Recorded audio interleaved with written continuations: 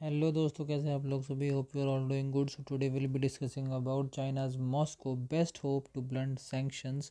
तो आज हम इसके बारे में डिस्कस करेंगे। इसमें डिस्कस करेंगे कि क्या रशिया के जो ऊपर जो सैंक्शंस लगे हुए हैं, चाइना जो इकोनॉमिक सैंक्शंस लगे हुए हैं, चाइना किस तरीके से उसकी मदद कर सकता है। आज हम डिस्कस करेंगे इसी के बारे में। बट उससे आगे बढ़ते हुए 23 तारीख को जो ये वॉर शुरू हुई है यूक्रेन के ऊपर, रशिया ने जो की हुई है, फाइनली हम कुछ ना कुछ अच्छा होते हुए दिख रहे हैं। फाइनली जो पीस टॉक्स हैं वो बेलारूस में कंक्लूड हो गई हैं। तो कहीं ना कहीं शांति की एक दोबारा रास्ते पे चलते हुए हम लोग नज़र आ रहे हैं। बहुत अच्छी बात है, नहीं तो बहुत ही हॉरिफिक और बहुत ही ज़्यादा डरावनी हमें इमेजेस देखने को मिल रही थी यूक्रेन से। सो फाइनली कहीं ना कहीं एक पॉजिटिव डायरेक्शन में हम आगे बढ़ रहे हैं और होप यही करते हैं कि ये जो वॉर है वो आगे और ना बढ़ें, ह्यूमैनिटी को और लॉस ना हो, ह्यूमन लॉस ना हो, ह्यूमन कैपिटल का नुकसान ना हो, इतना ज़्यादा तादाद में माइग्रेशन ना हो। तो हम यही चाहते हैं, प्रार्थना करते हैं ऊपर वाले से कि वॉर रुक जाए। सो फाइनली आगे बढ़ते हैं। जो टॉपिक था हमारा कि क्या जो जो इकोनॉमिक लॉस होगा इस इन सैंक्शन से रशिया के ऊपर, तो क्या चाइना मदद कर सकता है उसकी। तो बेसिकली आज हम ये देखेंगे चाइना की अगर रशिया से रिलेशनशिप देखें, बेस्ट फ्रेंडशिप देखें, तो इंडिया से काफ़ी अच्छी है। और अच्छी इस मायने में हम कह सकते हैं कि उसने एक भी बार, जब से लड़ाई शुरू हुई है रशिया की यूक्रेन से, उन्होंने एक भी बार इन्वेजन का वर्ड यूज़ नहीं किया है। और इसी बात से फ्रेंडशिप का पता चलता है।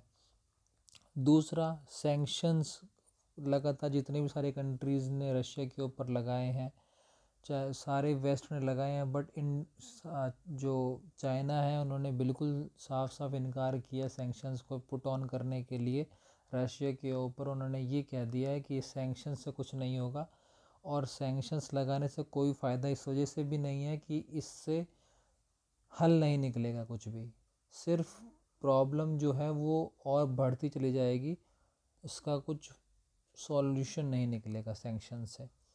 दूसरी हम देख सकते हैं कि कितनी अच्छी दोस्ती है। तीसरी देख सकते हैं कि जब यूनाइटेड नेशंस में वोटिंग की बारी आई, 3 बार चाइना ने तीनों बार एब्सटेन कर दिया, वोट ही नहीं डाला रशिया के ख़िलाफ़। तो इस तीनों इंसिडेंट से हम ये जाहिर कर सकते हैं कि चाइना की रशिया के प्रति जो वफ़ादारी है या उनकी जो फ्रेंडशिप कह सकते हैं वो कितनी अच्छी, ज़्यादा अच्छी है। तो क्या इस बारे में हम डिस्कस करते हुए ये कह सकते हैं कि जो इकोनॉमिक लॉस इन सैंक्शन से रशिया को होगा, चाइना मदद कर सकता है। तो बेसिकली अगर हम देखें तो चाइना भी कहीं ना कहीं इस खतरे को मोल लेते हुए नहीं दिखेगा।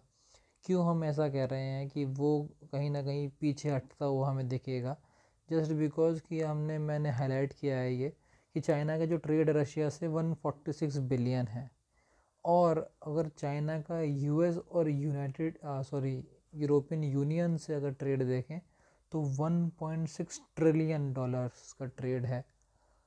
अगर ये ब्रेस्ट फ्रेंडशिप की तरफ देखा जाए तो कहीं ना कहीं मैं ये कहूँगा कि भाई हाँ, जो वो तेल है, जो वो गैस है, वो हम जो चाइना है वो कहीं ना कहीं उससे इंपोर्ट ज़्यादा कर लेगा।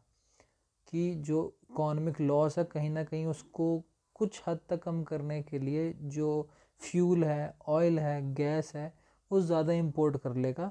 बट द थिंग इज़ कि कहीं ना कहीं अगर यूएस उनके ऊपर उससे मार्केट बंद करवा दे, यूनाइटेड नेशंस अगर चाइना के ख़िलाफ़ सैंक्शंस लगा दे, या अभी कंडीशन इतनी ज़्यादा ख़राब है कि बहुत सारी कंट्रीज़ अपफ्रंट हो चुकी हैं एकदम बिल्कुल रशिया से, तो ये भी रिस्क चाइना नहीं उठाना चाहेगा कि जो 1.6 ट्रिलियन डॉलर का जो ट्रेड है, 1.46 बिलियन के पीछे वो नुकसान ना हो जाए कि भैया इसी से भी वो हाथ धो के बैठ जाए।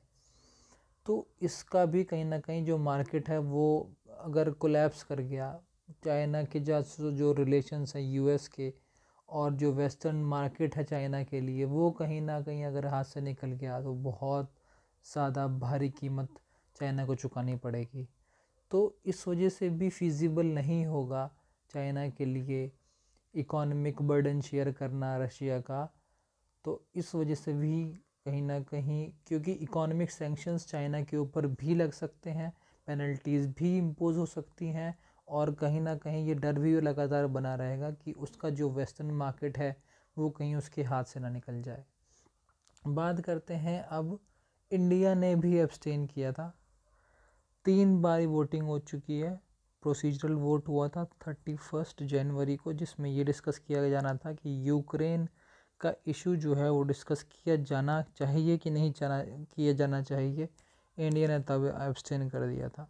सेकंड एब्सटेन किया था जब यूनाइटेड नेशन सिक्योरिटी काउंसिल में, जिसमें 15 मेंबर्स होते हैं, 5 परमानेंट होते हैं और 10 अनपरमानेंट होते हैं, नॉन परमानेंट।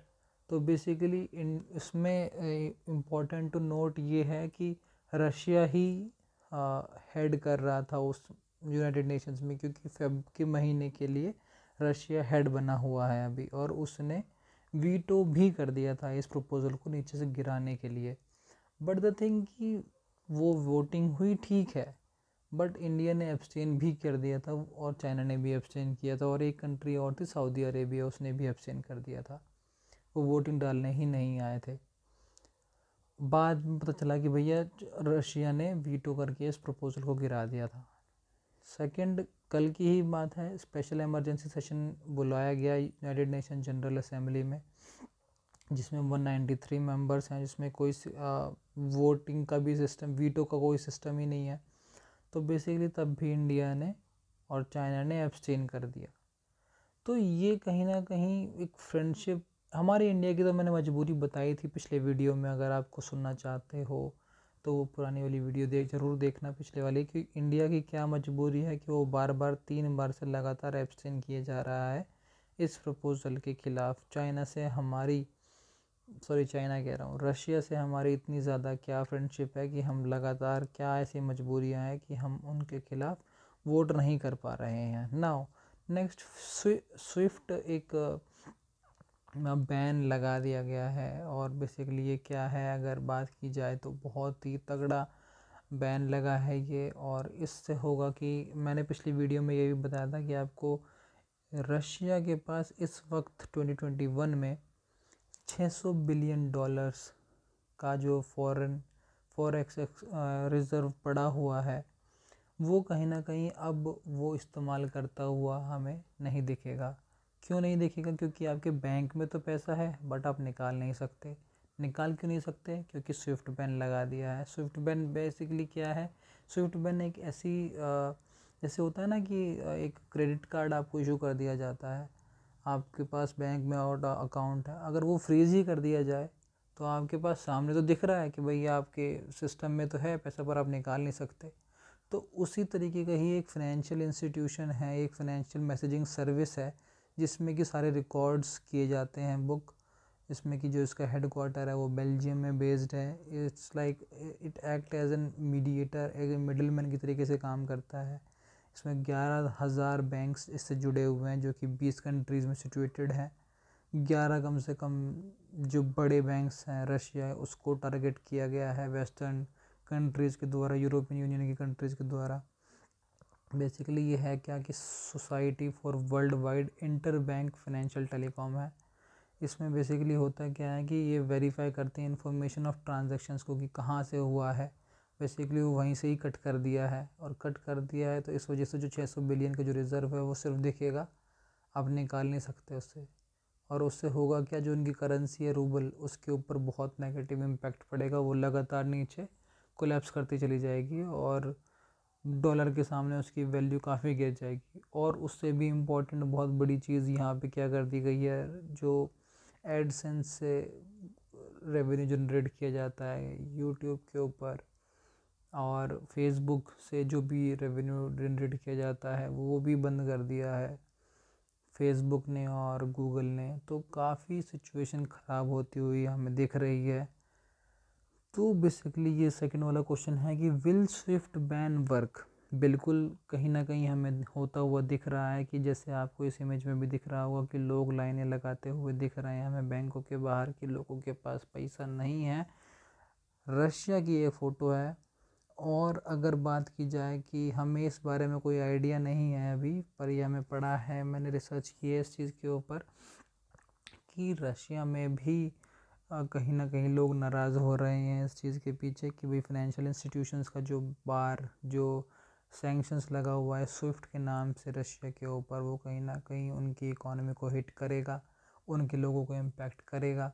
और कहीं ना कहीं इसके ऊपर भी लगातार रशिया चाइना के साथ बातचीत करके एक ऑल्टरनेटिव सॉल्यूशन भी निकाल रहा है जिसका नाम है SPFS, जिसका मतलब है system for transfer of financial messages. बिल्कुल सेम टू सेम कॉम्पिटिटर है स्विफ्ट का।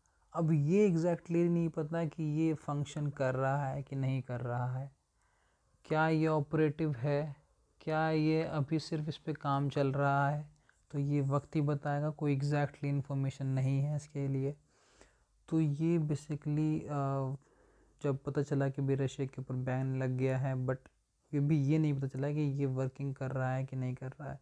डेफिनेटली बहुत हर्ट होगी इससे, फ़ॉरेन जो रिज़र्व है वो नहीं निकाल पाएंगे, रूबल की जो करेंसी है वो कंटिन्यूस कोलैप्स करेगी डॉलर के सामने, सिचुएशन ख़राब होगी रशिया की। तभी तभी रशिया ने ये न्यूक्लियर का जो धमकी दी है कि अगर आप लोगों ने ऐसे ही लगातार, इतना तगड़ा बैन है तभी उसने रशिया ने इस चीज़ को कहा है कि भाई हम अपने न्यूक्लियर वॉरहेड्स को तैयार कर रहे हैं। तो कहीं ना कहीं डैमेज हो रहा है, तभी एक रिएक्शन सामने से आया है। अगेन अब इंडिया की एब्सेंट करने की बारी आई तो आप वो पुराना वीडियो देख लेना। नाउ यहाँ पे इम्पोर्टेंट चीज़ नोट करने की ये है कि मेक आवर ओन वेपन। जब से हम इस टाइट सिचुएशन में फंसे हुए हैं कि हम लोगों को दो में से एक को चुनना है, या तो हम यूएस के साथ जाएं या कि हम रशिया के साथ जाएं। बट हमारी इस सिचुएशन को लेके हमारे प्राइम मिनिस्टर नरेंद्र मोदी जी बहुत कंसर्न थे, और उन्होंने इस चीज़ को कहा है कि हमारा जो 70% हमारा जो डिफेंस हार्डवेयर है वो हम रशिया से मंगवाते हैं। अब इस चीज़ की वजह से हम लोग एक साइड प्रॉपर नहीं ले पा रहे हैं, इस वजह से हमें बैलेंस्ड अप्रोच फॉलो करनी पड़ रही है। इस वजह से उन्होंने एक पावर्ड कमेटी की एक मीटिंग बुलाई जिसमें ये कहा कि हमारा जो डिफेंस है उसमें हमें आत्मनिर्भर होना है, हमें किसी फॉरेन कंट्री के ऊपर डिपेंडेंट नहीं होना है। और सबसे बड़ी बात है कि जब हम दूसरी कंट्री से हार्डवेयर कोई भी बड़ा इक्विपमेंट मंगाते हैं उसमें एक तो हैवी पेमेंट करनी पड़ती है, पहली चीज़। दूसरा, आने में ही इतना टाइम लग जाता है कि जब वो आता है तो वो पुराना हो जाता है। और तीसरी सबसे बड़ी चीज़ होती है कि ऐसा नहीं कि सिर्फ आप ही खरीद रहे हो उस इक्विपमेंट को, बाकी कंट्रीज़ और भी लाइन में हैं, वो भी खरीद रही हैं। तो इसी चीज़ को मोदी जी ने ये कहा है कि हम लोग आत्मनिर्भर बनना चाहते हैं, और हम अपने खुद हार्डवेयर, जो मिलिट्री हार्डवेयर है उसको खुद डेवलप करने के लिए उन्होंने मार्केट खोल दिया है, प्राइवेट इंडस्ट्रीज़ को बुलाया जा रहा है, और उनसे कहा है कि हम अपने मिलिट्री हार्डवेयर में, मिलिट्री इक्विपमेंट में क्या यूनिकनेस डाल सकते हैं, क्या एक सरप्राइज़ एलिमेंट डाल सकते हैं जिससे कि जो हमारा एडवर्सरी है उसको चौंकने का, उसको एक अलग देखने को, उसको वाकई में चौंक जाए कि भैया अरे यार ये तो मैंने आज तक नहीं देखा था कि इंडिया ने ये डेवलप कर लिया है। तो कहीं ना कहीं इस दिशा में भी हम लगातार सोच रहे हैं जिससे कि हमारी जो फॉरेन की जो पॉलिसी है वो डिपेंडेंट ना हो के इंडिपेंडेंट बने। So hope you all understood this topic. So thank you very much, and do like, do share, and do subscribe my channel, and have an awesome day. Thank you very much.